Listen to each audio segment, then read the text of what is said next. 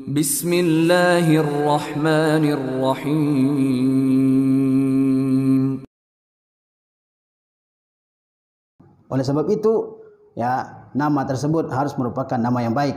Rasulullah SAW sudah mencontohkan, ya, kepada kita semua bagaimana beliau memberikan nama-nama bagi anak-anak yang lahir di masa beliau. Beliau mengatakan bahwa sebaik-baik nama adalah Abdullah dan Abdurrahman.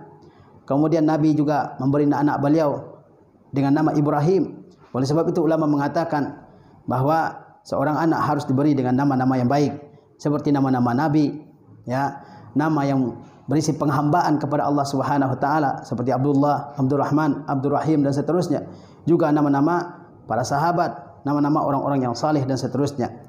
Jangan kita memberi nama yang buruk terhadap nama anak kita, atau memberikan nama orang-orang kafir, nama orang-orang fasik terhadap anak-anak kita. Berikan nama-nama yang baik, yang mulia, ya, yang mengandung harapan dalam nama tersebut. Dan jangan sampai nama tersebut, ya, membuatnya terganggu setelah dia besar. Kemudian di antara hak anak terhadap kedua orang tuanya pada hari ke-7 dari kelahirannya, maka anak tersebut hendaknya dikhitankan, kemudian dipotong rambutnya, kemudian disedekahkan, ya, perak seukuran rambut tersebut, kemudian diakikahkan. Dan kalau dilakukan di luar dari hari-hari tersebut, maka tidak menjadi masalah. Ini termasuk hak anak terhadap kedua orang tuanya. Kullu gulamin murtahanun bi aqiqatihi yuzbahu anhu yauma sabi'ihi. Setiap anak itu tergadai dengan akikahnya, ya, maka hendaklah sembelihkan, ya, kambing untuk anak tersebut pada hari ke-7 dari kelahirannya. Kemudian, ya, termasuk di antara hak anak terhadap kedua orang tuanya adalah memberinya nafkah, memberinya belanja, mencukupi kebutuhannya, kebutuhan makanannya, pakaiannya, tempat tinggalnya, dan seterusnya. Jangan sampai seorang bapak mengabaikan, ya, kewajiban memberikan nafkah terhadap anak-anaknya. Kalau anaknya banyak, maka dia wajib berusaha lebih keras dari usaha orang lain, karena tanggung jawabnya lebih besar. Ya, Rasulullah SAW memerintahkan kepada seorang suami untuk memberikan nafkah kepada istri dan anak-anaknya. Kata Rasulullah SAW bahwa sedekah yang paling baik adalah sedekah yang kau berikan kepada keluargamu dan kepada anak-anaknya dan kepada anak-anakmu. Juga dalam Al-Quranul Karim, Allah Subhanahu wa taala perintahkan, ya, para lelaki untuk memberikan nafkah kepada keluarga, istri dan anak-anaknya, sebagaimana Allah berfirman, "Ar-rijalu qawwamuna 'alan nisa bima faddalallahu ba'dahum 'ala ba'd wa bima anfaqu min amwalihim." Bahwasanya laki-laki itu adalah pemimpin bagi perempuan karena Allah lebihkan sebagian mereka dari yang lain. Allah lebihkan laki-laki dari perempuan dari segi fisik, dari segi kekuatan akal, kekuatan fisik dan seterusnya.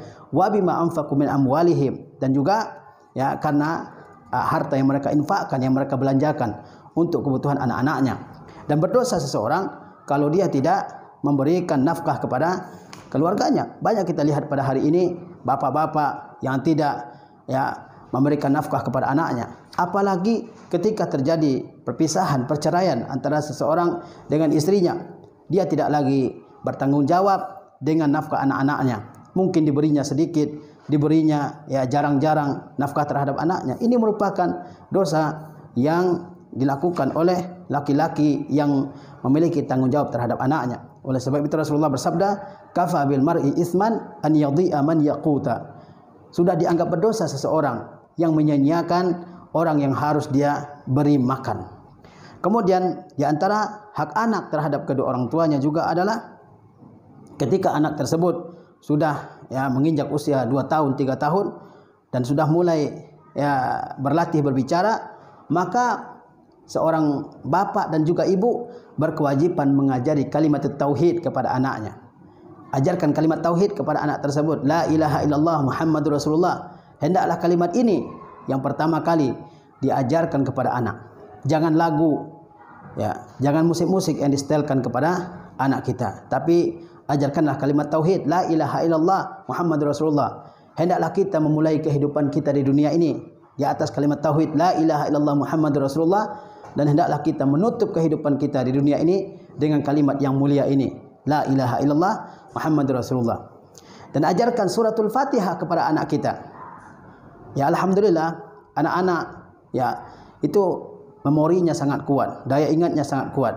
Ya kan, tinggal kita ulang-ulang ya membacakan surah Al-Fatihah di hadapannya, maka dia akan menghafal surat-surat tersebut. Ajarkan Al-Fatihah. Jadilah kita sebagai orang yang pertama kali mengajarkan surah Al-Fatihah ini kepada anak-anak kita sebelum dia masuk ke TK atau ke TPA dan seterusnya. Ajarkan suratul Fatihah ini kepada anak-anak kita. Ya. Kemudian juga ajarkan suratul Ikhlas yang merupakan surat tauhid. Ya, surat yang kesemuanya menerangkan tentang tauhid. Ajarkan surah-surah pendek, Qul a'udzu birabbin nas misalnya, Qul a'udzu birabbil falaq, Al-Kautsar dan seterusnya. Hendaklah kita menjadi orang yang pertama kali mengajarkan surat-surat ini kepada anak kita sebelum dia diajarkan oleh gurunya. Kita bayangkan bahwa setiap orang yang menunjukkan orang lain kepada kebaikan, dia mendapatkan jalan yang sama. Kata Rasulullah SAW, "Man dalla ala khairin kana ka ajri fa'ilihi." Barang siapa yang melakukan kebaikan, dia mendapatkan pahala seperti pahala orang yang melakukan kebaikan tersebut. Bayangkan kalau setiap hari anak kita membaca surah Al-Fatihah sebanyak 17 kali dalam salat-salat wajib, kita yang mengajarkan juga akan mendapat pahala yang sama besar dengan anak kita tersebut. Kalau anak kita satu, kalau anak kita 2, 3, 4 dan seterusnya, pahala yang akan didapatkan oleh kita yang mengajarinya surah-surah ini dan mengajarinya ilmu-ilmu yang lain tentu akan sangat luar biasa. Kemudian ajarkan juga kepada anak kita zikir-zikir yang penting. Ya, zikir-zikir pendek. Misalnya doa sebelum tidur, doa bangun tidur, doa masuk WC, doa sebelum makan, doa setelah makan, doa mengenakan pakaian, doa bagi orang yang memberinya sesuatu dan sebagainya. Sehingga anak-anak kita terbiasa lisannya mengucapkan doa-doa, zikir-zikir, kalimat-kalimat yang baik dan seterusnya. Kemudian setelah usianya bertambah, maka hendaklah anak ini dimasukkan ke TPA, Raudhatul Atfal atau kutab dalam bahasa Arab. Di sanalah dia akan belajar ya ilmu dasar-dasar seperti dasar menulis, ya membaca, berhitung, juga bergaul dengan teman-temannya. Ini sangat penting. Ya, di sana dia juga akan belajar ya ayat-ayat pendek, surat-surat pendek dan seterusnya. Ini juga penting, jangan diabaikan hal-hal seperti ini. Kemudian ketika anak kita sudah berusia 7 tahun, maka saat itu kita berkewajiban untuk memerintahkannya mengerjakan salat 5 waktu. Kata Rasulullah SAW, "Muru auladakum bis salah wa hum abna'u sab'in." Perintahkan anak kalian mengerjakan salat ketika dia sudah berumur 7 tahun. Dalam hadis lain Rasulullah mengatakan, "Allimu auladakumus salat." Ajarkan anak kalian salat wa hum abna'u sab'in ketika dia berumur 7 tahun. Jadi tidak hanya sebatas memerintahkan anak untuk salat, tapi ajarkan dulu bagaimana salat itu dan ajarkan juga wudu. Dan ini menunjukkan bahwasanya seorang bapak dan seorang ibu harus menguasai ilmu tentang wudu, tentang salat dan seterusnya. Sebab kalau dia tidak memiliki ilmu, bagaimana dia bisa mengajarkan kepada anak-anaknya? Maka kita sebagai orang tua juga berkewajiban untuk menuntut ilmu. Ya, kalau kita tidak memiliki ilmu, bagaimana kita mengajarkannya? Ya, maka pelajari tentang wudu, tentang salat dan juga tentang puasa. Ya, dan ajarkan anak kita salat, ajarkan anak kita berwudu, ajarkan anak kita untuk berpuasa. Ya. Kebanyakan orang yang salatnya bolong-bolong setelah dia dewasa adalah karena dia tidak dibiasakan salat 5 waktu oleh orang tuanya ketika dia masih kecil. Mungkin orang tuanya kasihan membangunkan anaknya pagi-pagi, dibiarkan saja. Akhirnya anak terbiasa meninggalkan salat dan dia enggak merasa berdosa karena tidak ditegur oleh ibu bapaknya. Ya, disiplinkan waktu salat anak kita ini. Ketika salat, waktu salat sudah masuk, semuanya mengerjakan salat. Tidak boleh mengerjakan aktivitas yang lain. Meskipun itu kegiatan belajar sekolah. Dan prioritaskan tentang salat ini dalam kehidupan anak-anak kita. Ketika kita pulang dari tempat pekerjaan kita dan masuk ke rumah bertemu dengan anak-anak kita, maka yang pertama kali kita tanyakan kepada anak kita adalah hal aqamtas shalah. Apakah kamu telah mengerjakan salat? Sebelum mengerjakan yang lain, jangan tanyakan apakah kamu sudah makan, apakah kamu sudah mengerjakan PR, ya, atau bagaimana tadi belajar di sekolah. Sebelum pertanyaan-pertanyaan itu, maka tanyakan apakah kamu sudah mengerjakan salat. Sehingga anak kita merasa bahwa salat itu sangat penting dalam kehidupannya. Sebagaimana Khalifah Umar bin Khattab mengatakan bahwasanya inna awwala amrikum indi as-shalah, bahwa perkara agama kalian yang paling penting menurutku, kata Umar bin Khattab, adalah mengerjakan salat. Maka kita harus memprioritaskan hal ini terhadap anak-anak kita. Ajarkan dia tata cara wudu yang sesuai dengan wudunya Rasulullah SAW. Ajarkan anak kita tata cara solat yang sesuai dengan tata cara solatnya Rasulullah SAW. Ajarkan anak kita berpuasa agar anak kita terbiasa dari kecil. Kalau dari kecil kita biasakan mengerjakan ibadah, ketika dia sudah dewasa dia tidak berat lagi untuk mengerjakannya. Tapi kalau sejak kecil tidak pernah dibiasakan untuk mengerjakan ibadah, maka sampai besar dia akan sering meninggalkan ibadah-ibadah tersebut. Sebagaimana diceritakan oleh seorang ulama bahwa ada seorang bapak yang membawa anaknya bermain-main di taman. Dan di taman itu semua pohon-pohon di situ lurus-lurus semua pokoknya, batangnya. Tapi ada sebatang pohon yang bengkok. Pohon yang sudah besar namun bengkok batangnya. Lalu anak tersebut bertanya kepada bapaknya, "Wahai bapak, kenapa pohon-pohon yang lain lurus sementara pohon yang ini bengkok?" Apa kata bapaknya? Karena ketika kecil pohon ini bengkok dan dibiarkan saja oleh orang yang merawatnya. Sampai tua, sampai besar pohon tersebut tetap bengkok. Demikian pula manusia. Ketika dia kecil tidak diluruskan kesalahannya, tidak dikoreksi, ditegur, dia akan merasa bahwa apa yang dilakukannya itu adalah hal yang baik. Tapi ketika dia melakukan kesalahan di waktu kecil dan ditegur, termasuk misalnya ketika dia tidak mendirikan sholat, ditegur, dinasehati, maka dia ketika melakukan kesalahan tersebut, dia ada rasa kesalahan dalam dirinya dan dia berupaya untuk memperbaiki dirinya. Ya. Kemudian di antara hak anak terhadap kedua orang tua adalah menanamkan muraqabatullah, senantiasa diawasi, dijaga, dilihat, dipantau oleh Allah Subhanahu wa taala. Ini sangat penting untuk ditanamkan ke dalam diri anak kita, sehingga anak kita tidak mau berdusta, tidak mau berbohong, tidak mau mencuri barang orang lain, tidak mau misalnya melihat hal-hal yang diharamkan lewat HP dan seterusnya, karena dia merasa senantiasa diawasi oleh Allah Subhanahu wa taala. Ajarkan kepada anak kita nama-nama Allah seperti As-Sami', Allah yang Maha mendengar, Al-Alim, Allah yang Maha mengetahui, Al-Basir, Allah yang Maha melihat, Asy-Syahid, Allah yang Maha melihat dan seterusnya, Asy-Syahid, Allah yang Maha menyaksikan. Ya, Allah yang Maha mengetahui detil-detil segala sesuatu. Ajarkan kepada dia. Ya kan? Jika kita tidak melihat Allah, Allah melihat kita. Nanti Allah Subhanahu wa taala senantiasa mengawasi kita. Ya. Ini penting kita tanamkan kepada anak kita.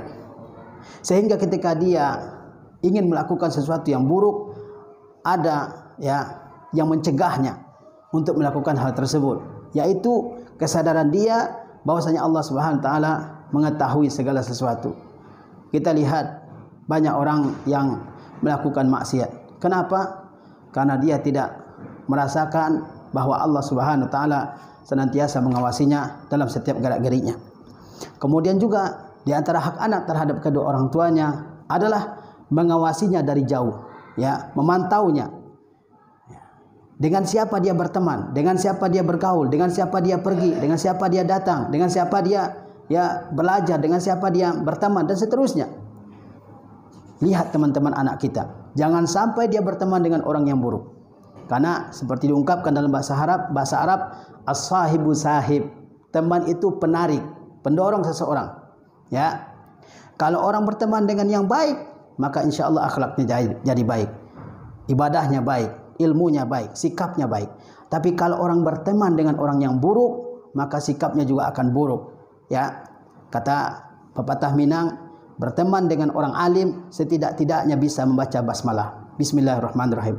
Tapi berteman dengan pencuri setidak-tidaknya ikut makan hasil curian itu. Ya, inilah pengaruh dari teman dalam kehidupan. Maka anak-anak kita harus dilihat siapa temannya. Jangan dia berteman dengan orang yang buruk. Jangan dia berteman dengan anak-anak yang biasa berucap dengan ucapan yang buruk, dengan kata-kata yang buruk, dengan kata-kata yang kotor. Jangan berteman dengan anak yang biasa mencuri, dengan anak yang biasa durhaka kepada kedua orang tuanya, dengan anak yang tidak perhatian dengan pendidikannya dan seterusnya. Pilih teman yang baik dan jauhi teman yang buruk. Orang tua harus mengawasi hal ini. Karena kita mengetahui bahwa orang menjadi buruk karena teman, dan orang menjadi baik juga karena teman. Maka pilihkanlah teman yang baik untuk anak-anak kita, dan jauhkan anak-anak kita dari teman-teman yang buruk. Jauhkan anak-anak kita dari teman-teman yang membawanya kepada kehancuran di masa yang akan datang. Karena sebagaimana Rasulullah SAW bersabda, Al-mar'u ala dini khalilihi, bahwa seseorang itu dia tergantung kepada agama temannya.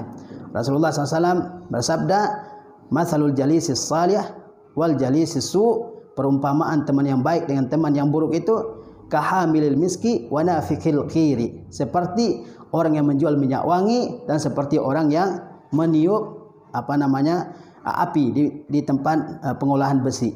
Itulah perumpamaan teman yang baik dengan teman yang buruk. Ini orang tua harus memperhatikan siapa teman-teman anak-anaknya. Termasuk misalnya teman-teman di media sosial, di Facebook dan seterusnya. Harus diperhatikan siapa teman bergaulnya. Di sekolahnya juga demikian. Ya, jangan bergaul dengan teman-teman yang buruk akhlaknya, buruk sikapnya, buruk perangainya. Karena tabiat itu saling berpindah-pindah. Ya, kata bahasa Arab, jaruka jaruka. Orang yang dekat denganmu, dialah yang akan menarikmu. Maka pilihkan teman-teman yang baik, sehingga nanti pada hari kiamat kita berkumpul dengan teman-teman yang baik. Ya, almar'u ma'aman ahabba, seseorang akan berkumpul dengan orang-orang yang dicintainya. Jangan sampai nanti di hari kiamat kita menyesal karena teman-teman yang buruk mencelakakan kita ke dalam kehancuran. Al-akhillau yawma idzin ba'dhum li ba'din aduwwun illal muttaqin. Orang yang berteman karib di dunia, di akhirat bisa saling bermusuhan, kecuali orang-orang yang berteman di atas dasar ketakwaan kepada Allah Subhanahu wa taala. Kemudian di antara hak anak terhadap ayahnya dan terhadap ibunya adalah mengasihinya dan menyayanginya. Jangan sampai seorang bapa terlalu keras terhadap anaknya. Jangan sampai seorang ibu selalu mencubit dengan anaknya. Apakah dia melakukan kesalahan besar atau kesalahan kecil? Pokoknya asal anaknya melakukan kesalahan, tangannya main, ya, dia cubit anaknya setiap saat. Itu bukan merupakan contoh yang baik di dalam mendidik dan membina anak-anak kita. Kemudian di antara hak anak terhadap kedua orang tuanya adalah berlaku adil terhadap anak-anak kita ini. Berikan anak kita kebutuhan sesuai dengan yang dia butuhkan. Ya, kalau dia membutuhkan uang 10.000, maka berikan 10.000. Kalau dia membutuhkan uang 100.000, maka usahakan memberikan sesuai dengan yang dia butuhkan. Ya, jangan memperlakukan anak dengan perlakuan yang berbeda. Ada anak yang mungkin ya dia lebih cerdas dari saudaranya, lalu anak ini diperlakukan dengan perlakuan istimewa. Di mana-mana duduk, anak ini yang diceritakan kepada orang lain. Tetapi ada anak yang mungkin tidak secerdas saudaranya yang lain, dan dia diperlakukan tidak dengan perlakuan yang istimewa oleh kedua orang tuanya, sehingga anak tersebut merasa bahwa orang tuanya tidak adil. Orang tuanya ya tidak memperlakukannya sama dengan saudara-saudaranya. Sehingga apa yang timbul? Timbullah rasa benci kepada kedua orang tua, timbullah rasa benci kepada sesama saudara. Rasulullah SAW mengajarkan kepada kita agar kita berlaku adil terhadap anak-anak kita. Ya adilu baina auladikum. Ya, adillah kalian antara anak-anak kalian, kata Rasulullah SAW. Jika hak-hak anak ini telah kita tunaikan, maka insya-Allah kita akan memetik hasilnya. Kita semua mengetahui bahwa kalau yang kita tanam jeruk, maka insya Allah yang tumbuh adalah jeruk. Tapi kalau yang kita tanam ilalang, maka yang akan tumbuh adalah ilalang. Jika yang kita tanamkan kepada anak kita adalah kebaikan demi kebaikan, maka insya Allah kita akan memetik kebaikan di masa yang akan datang. Kita akan lihat hasil dari perjuangan kita mendidik anak-anak kita tersebut. Tetapi kalau yang kita tanam adalah keburukan, atau kita abaikan anak kita tersebut, maka dia akan tumbuh di atas suatu kerusakan, di atas sesuatu yang tidak kita senangi, yang tidak kita ridai. Semoga kita menjadi orang-orang yang bisa menunaikan hak-hak anak kita. Semoga kita terjauhkan dari segala sikap yang merupakan sikap menyia-nyiakan tanggung jawab kita terhadap anak kita. Ini yang bisa saya sampaikan dalam kesempatan ini. Mudah-mudahan yang saya sampaikan ini bisa bermanfaat bagi kita semua. Wassallallahu ala nabiyina Muhammad wa ala alihi wa sahbihi wasallam.